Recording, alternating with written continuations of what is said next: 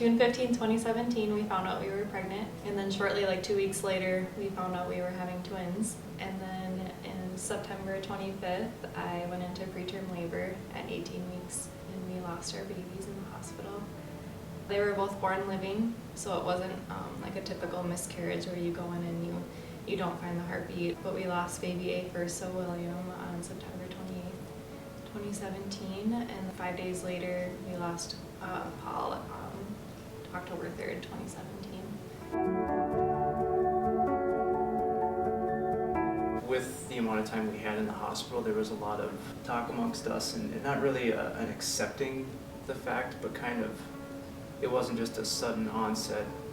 It was initially, but it took a while because we were in the hospital to understand what was actually going on and process it. I was in nursing school at the time that this happened, so I kind of had to get back into the swing of things right away. Planned on graduating on time, so I think that also kind of delayed our grieving, or at least my grieving, because I was so busy with that. But yeah, I think it took a long time to kind of decide, like, you know, how is Mark feeling about this? Should I bring this up? And just as a couple kind of healing in that sense.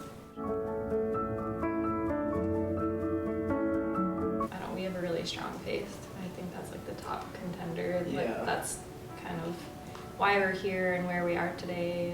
And we know there's a reason. We know that the whole thing is intertwined with our path, and even yet today we really don't see the reason why, but we know it's there. And so it's not like we're searching for it, but just kind of waiting to see, or letting it play out. And I think that's been part of our healing too, is kind of, we have this story, what are we going to do with it, and how are we going to let it affect our lives, and is it going to be positive or is it going to be negative? And I think for the most part we've let it be positive, besides the sadness and grieving behind it. So I'm very open about my grieving, and I'm very capable of saying, this is how I'm feeling today, this is why I'm feeling this way, and I turn to like Facebook and Instagram to like post what I'm feeling, or if something happens I have to share it right away, and you internalize your grieving a little bit more. Yeah, and I guess internalizing kind of gets a bad rep typically. Mm-hmm. Not that I've accepted, but I know deep down there's a reason, like I've said, there's a reason behind it, and I'm not open about most things, but talking between us has helped me, but just kind of an internal acceptance and looking to the future is kind of how I've processed it.